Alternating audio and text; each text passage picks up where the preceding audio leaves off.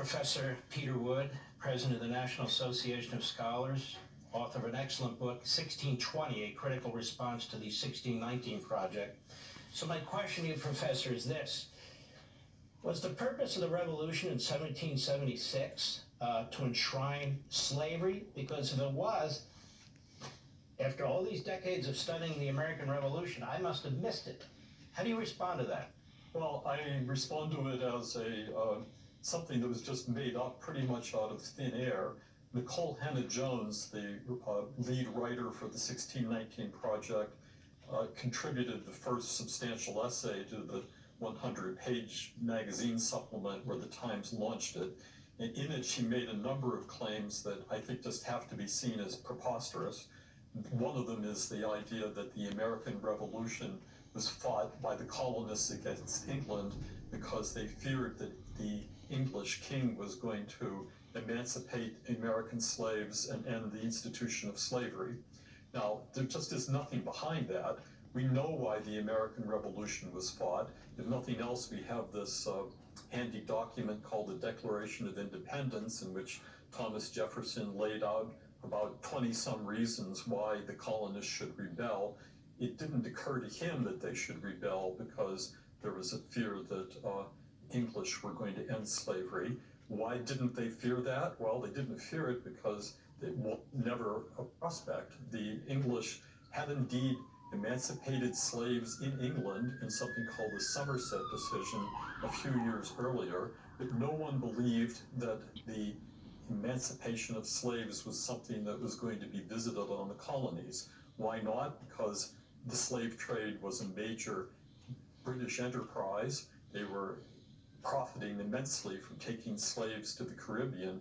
The only complaint that North Americans had about the English slave trade was that the English were bringing too many slaves to the New World. But in any case, slavery was not a factor in that sense in the American Revolution. To some extent, it could be a factor, but in the opposite direction, in that the abolition movement had already gained fervent adherents in New England and other parts of the colonies, so that the imposition of British law was now getting in the way of that pursuit of freedom, which was the fundamental purpose of the American Revolution. Freedom of conscience, freedom of political self-identity. The New World was seeking a way to emancipate itself from England. It was not seeking further ways to enslave or to mistreat people of African origin. You mentioned a moment ago that this is in our schools, and I should add that what happened was that when the New York Times launched the 1619 Project, it partnered with the Pulitzer Center, and the Pulitzer Center on the last page of the New York Times's bombshell release of this report declared that it had already signed up major school districts and teachers around the country. It went on to say that this was going to be turned into a curriculum suitable with variations from every level of school, from first grade through high school. And so it has become. It has been heavily marketed to teachers and to school districts, and some, like the Buffalo School District, the Chicago School District, have jumped right in and said, this is how we're now going to tell American history. Now, note that this is not just adding something to the way we teach history. It's meant to replace something. This is not telling the American history as we know it, as the pursuit of independence and liberty and equality. This is telling the history of America entirely through the lens of racial oppression. So the claims are made in this report that American prosperity, every bit of it, is founded on the slave trade and the plantation system. Every bit of our prosperity as a nation that has free markets and some form of capitalism derives from plantation slavery. Every bit of the freedom that has been won through emancipation, through the civil rights movement, was a black-only enterprise. Whites had no part of that. They're simply part of the systemic oppression.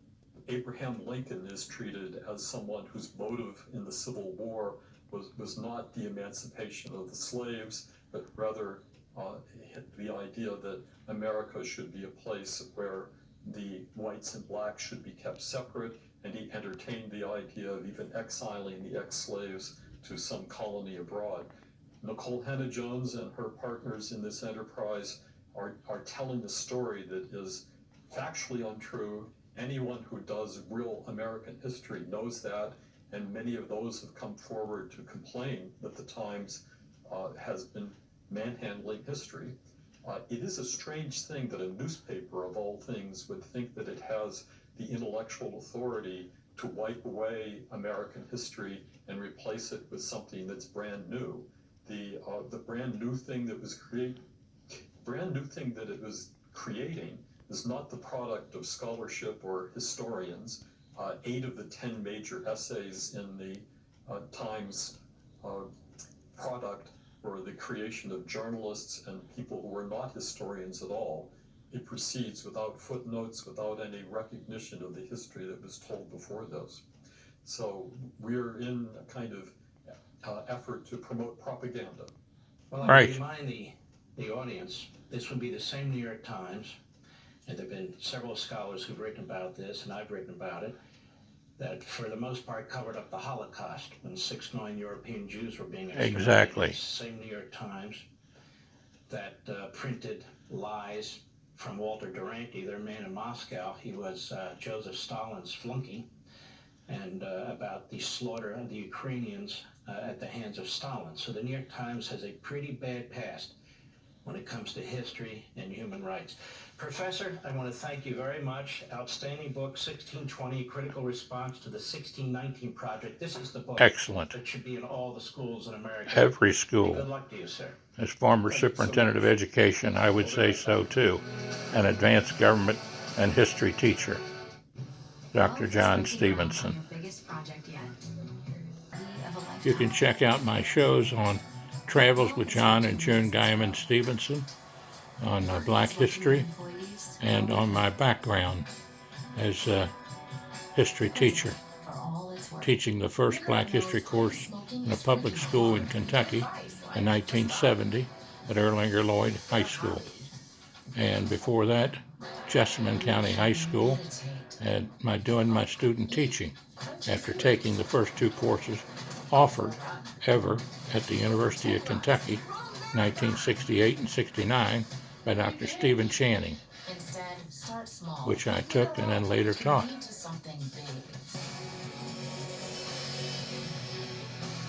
Welcome back, America. This July 4th, will we all be celebrating American independence? I assume our Democrat friends will be celebrating the 1619 Project, not 1776 on July 4th, because they don't believe that was the founding of America. Strange thing, isn't it? Look, here's the bottom line. I just had 2 guests who are courageous men. Not because they went off to war, not because they're police officers, but they have the guts to speak to millions of people and speak the truth. Right. Stephen Miller and Peter Wood. That's what each and every one of us have to do. We need to have the courage to exercise our free speech rights, whether big tech, big media, like it or not. We need to speak the truth. We need to know what the truth is. The more informed we are, the more powerful we are. That's right. Ideas have consequences. Our ideas are righteous and great. You know, it's very interesting when you hear Biden, or when you hear Pelosi or Schumer, or when you listen to some of the founders of Black Lives Matter or Antifa in the streets. When you watch CNN and MSNBC and some of the people they bring on, professors among others who speak, do they speak for you? Do they sound like they're pro-American? Do they sound like they're talking about the same America that you live in? I want you to remember something. When people trash this country, they are trashing you. Right. And by you, I mean all of you, regardless of your race, regardless of your religion, regardless of your ethnicity, regardless of your gender preference. They are trashing all of you. And who is it that they embrace, ultimately? Class warfare, oppressed and oppressor? These are foreign concepts. These are concepts imported into the United States from Europe, from Marxists. These are concepts taught to your children by tenured professors in our colleges and universities who are accountable to literally nobody. We can't allow that ideology to conquer us from within. And as long as I'm sitting here, and as long as I'm behind a microphone, and as long as I have a breath to breathe, they won't. Join And me. amen. You'll get your I'll copy join of you, The Mark Light of Levin, Marxism. I'll see and you agree next with week you on totally. Life, Liberty, and Levin. Travels with John Stephenson, former Superintendent of Education, Commonwealth of Kentucky. Evening, everyone. Happy Mother's Day and welcome to The Next Revolution. I'm Steve Hilton, and this is the home of positive populism, pro-worker, pro-family, pro-community, and especially pro-America.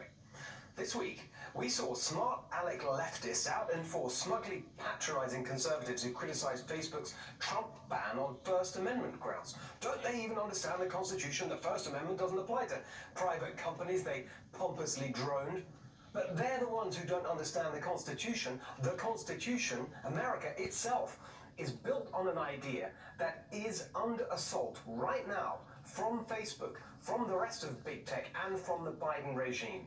That idea is the decentralization of power. No one should be overmighty.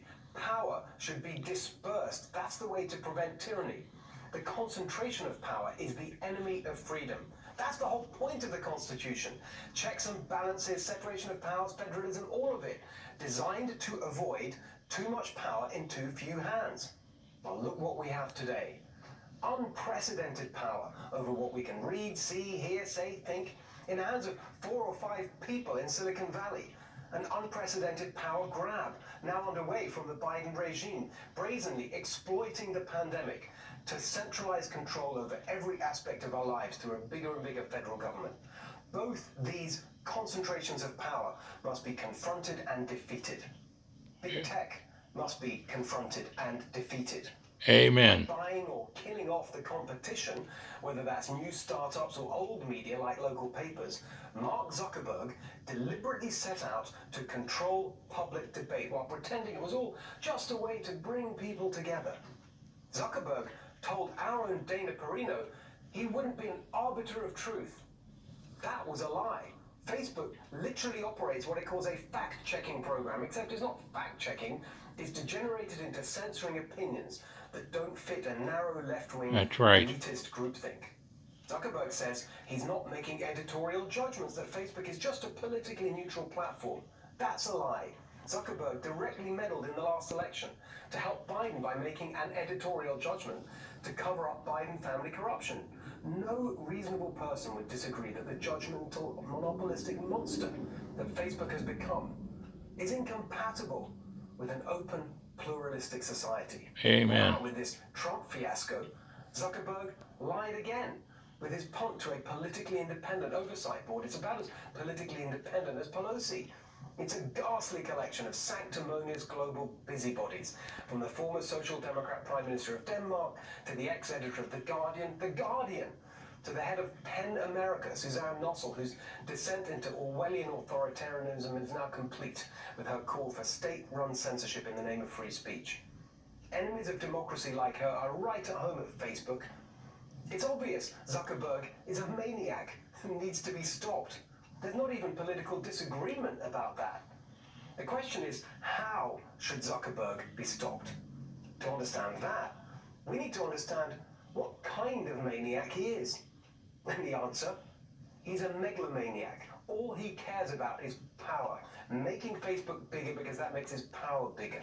He doesn't care if he's regulated. He wants to be regulated. He wants us to focus on things like Section 230. He'd love Congress and state governments to spend the next 10 years bogged down in endless haggling over footling regulatory changes. Zuckerberg can afford it. He's got an army of lawyers and lobbyists. So while the politicians and bureaucrats fiddle with regulations, Zuckerberg's power grows. Facebook is now closing in on 3 billion users. Silicon Valley has jargon for all this. They call it network effects. Network effects sounds so bloodless and benign. It means that the bigger the size of your network, the more valuable it is. But it's not benign. It is a cynical, self-serving justification for monopoly. Republicans must wake up. The only thing Zuckerberg, like all the big tech CEOs, fears is loss of power, the breakup of their empire. That's why it's the only thing we should be focused on, breaking up big tech. And not just forcing Facebook to sell the companies it should never have been allowed to buy in the first place, like Instagram or WhatsApp. Break up big tech into tiny pieces. There should be at least as much competition in social media as the rest of the media. We shouldn't stop till we get it. It's the same prescription for big government. Has Biden even read the Constitution he swore to defend? The powers not delegated to the United States by the Constitution, nor prohibited by it to the states, are reserved to the states respectively or to the people. So what's Biden doing? The federal government metastasizing into areas that are reserved for the states and the people. It is fundamentally un-American and literally unconstitutional. Republicans must resist all this, or America will be unrecognizable.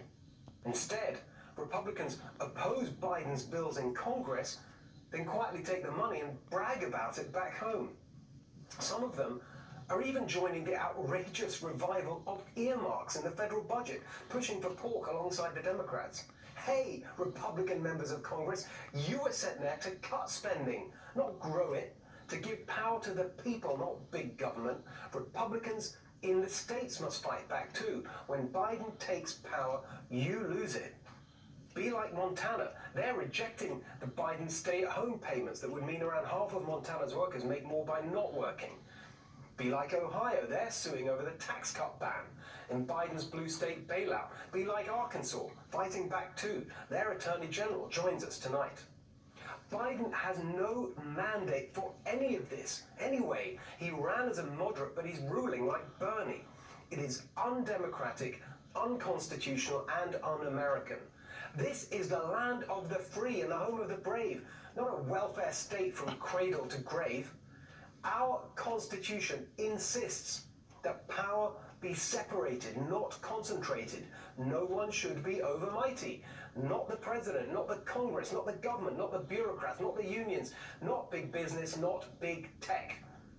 So protect the American dream. Break up big tech. Resist big government. Get up off your knees, Republicans, and fight to save the country we love.